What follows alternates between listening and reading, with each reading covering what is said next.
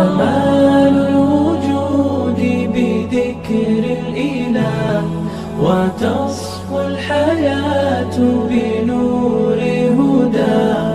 جمال الوجود بذكر الإله، وتصفو الحياة بنور هدى. وتطرب نفس له طاعة، ويبلغ سعد إلى منتهى. يتم ربي أيا غافرا، رجوتك عفوا ولا لي سوى.